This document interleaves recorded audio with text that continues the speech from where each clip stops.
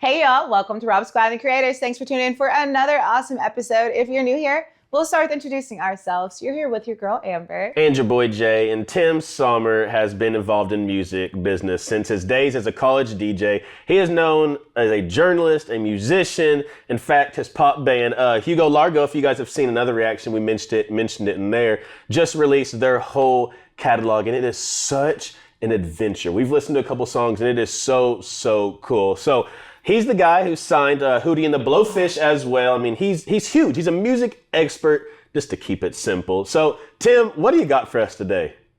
Thank you, Jay and Amber. Midge Ure has made some of the most emotional, joyful, and impactful music of our time. Midge Ure, thank you so much for joining us today. Absolute pleasure. Thank you for having me. In just a second, we're going to hear Jay and Amber respond to Visage, Fade to Gray. But first, I want to know, let's just get the timeline straight. Visage comes before Ultravox, at the very beginning of Ultravox, after Thin Lizzy. I've always been a little confused about this. Before Ultravox. Okay. As I say, the Rich Kids, Rusty, the synthesizer, and I were wandering the streets of London looking for something to do. The Rich Kids were in turmoil, and Rusty just suggested, one of his many ideas that he comes up with was, wouldn't it be great having a band with all our favourite musicians, and we'll find somebody to sing. And we chose the guys from Magazine, and we chose the Billy Currie from Ultravox, and Rusty's friend Steve had been a singer in a punk band, and we said, well, great, Steve will be fantastic, Steve Strange. And Rusty and Steve ran a little club in London. It's like 1978, maybe this was, a little club called Billy's, which was the forerunner to the Blitz Club.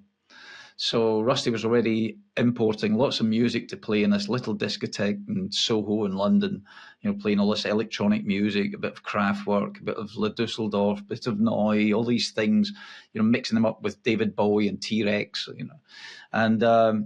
and Visage grew out of that, by hook or by crook. We got to eventually get into a studio and make some demos. And as I say, that process, because Ultravox was still touring, Magazine was still touring, and the Rich Kids were still doing the final throes of some dates as well. It took maybe a year, over the space of a year, to grab little snippets of time to record the first Visage album. And it was during that I joined Ultravox, and just after joining Ultravox, that was the Thin Lizzy part. So I was putting the finishing touches in the studio, producing Fade to Grey, when I got the phone call from Philip Lynott. Now, before we hear Jay and Amber listen to Fade to Grey, I want to just say very quickly to anyone who's watching this, anyone who's listening to this, please search out the Rich Kids. They were a prog punk rock band. You've never heard anything like them. They mix progressive prog music with punk music, with ultra pop music, and there's never been anything like them. I'm talking about Rich Kids. Guys, too much for you. You got so much feeling. Something special to do. And they really are one of my favorite bands. So please take a minute to search out the Rich Kids, who only made one album that came out in, was it 1978? Yeah, 78, I think it was. Produced by Mick Ronson, of course. Of course. And but now let's listen to Jay and Amber react to hearing Fade to Grey from Visage for the very first time. Let's check out Visage, Fade to Grey. Let's get it.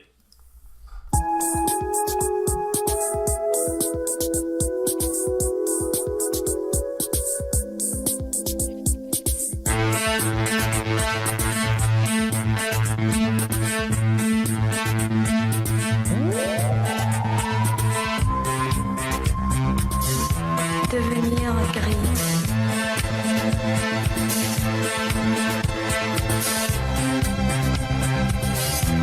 Devenir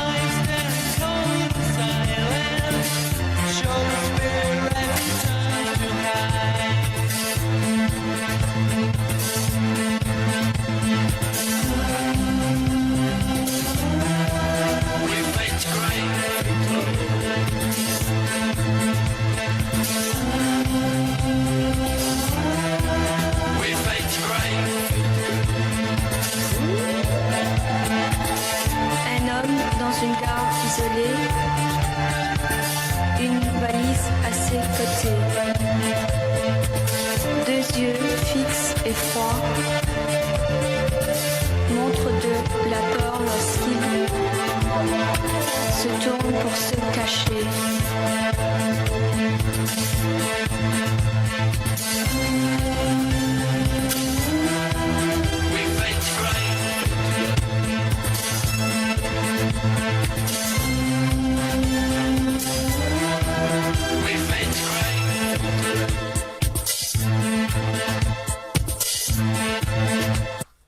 New wave, like it's so fascinating to me because there's so many different aspects to it, so many different sounds, and like I said, 1980s new wave.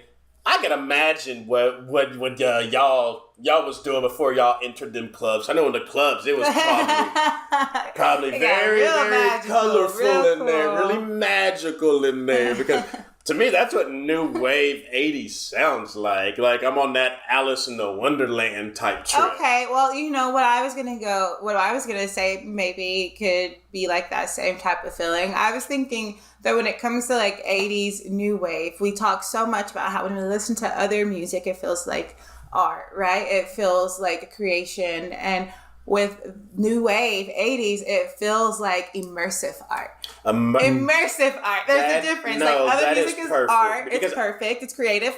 But new wave is immersive. You go into this really cool place. And I love how there can be so many different cool sounds going on. But overall, you're focusing in on the haunting melody and the haunting feel, and even how repetitive the chorus is that we fade to gray. Oh, cool. I like that. That's cool. I like it so much, and I like that we get that part so often. And of course, it's cool to hear that we have like it's kind of like bilingual. Like I believe French maybe when the lady comes in and she's singing. So that's just another cool aspect. There's so many different moving parts, but yet it's this well-oiled machine. Also, not just like how amazing the sound was and how well it all fit together. I thought like the concept was really cool, perhaps coming from teaching elementary age students, right? And seeing how beautiful their imagination is and how big their dreams are and how big the world is to them, right? And to kind of see like through life, the older we get, some of that vigor gets taken away, right? And with the lyrics talking about how we fade to gray,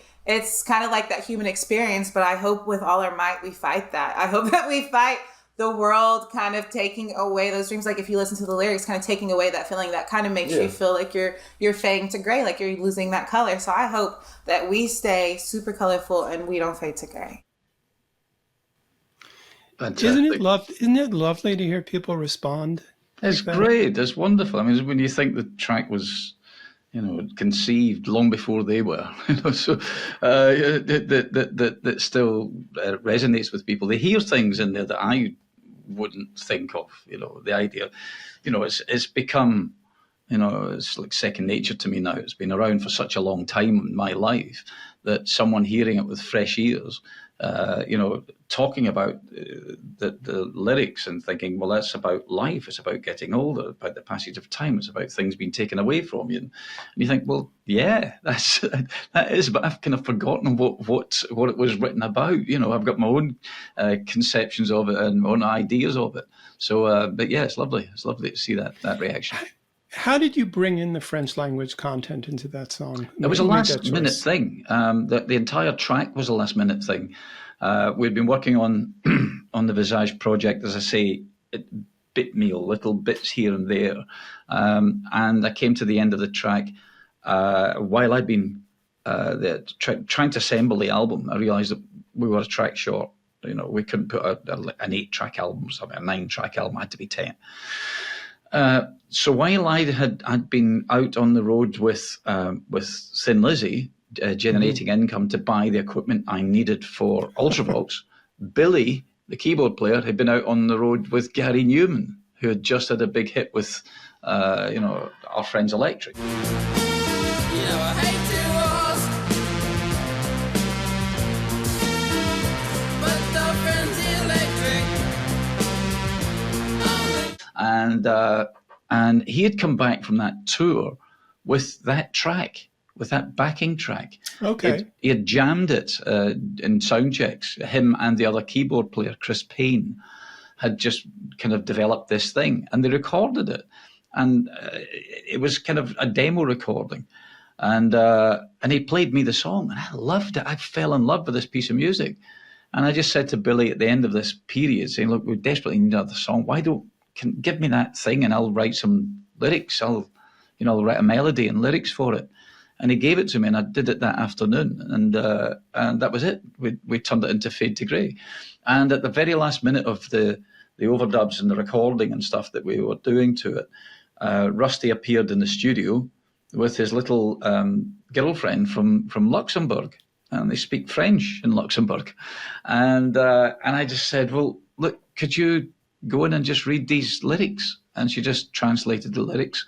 So it's basically the verse, one man in a lonely platform, these eyes of grey eyes and stuff like that. So she went in there with this lovely little sweet voice, and it was just magical. It was the icing on the cake, Un homme dans une gare isolée, une valise à ses côtés, deux yeux fixes et froids, montre de la peur lascive. Well, that's a song that's lasted, and you hear it in soundtracks, and it's really thought of as being emblematic of the era. Midge, this has been an absolute pleasure. Thank you so very, very much for taking the time to speak. It's been a joy. Thank you for having me. All right, guys, thanks for hanging out with us as we always send you out of here. We love you. We thank you. We appreciate you. And remember, every day that you guys wake up, it is a blessing in that you are blessed. And for your new family members, they hit that subscribe button down below. We welcome y'all to the RSR family, but you have a goal every day, just like we do. Let them know. All right, y'all, all you have to do is go out in this beautiful world today, spread light, spread love, and if you can, make somebody smile. We love you guys. Till next time, we'll see y'all later.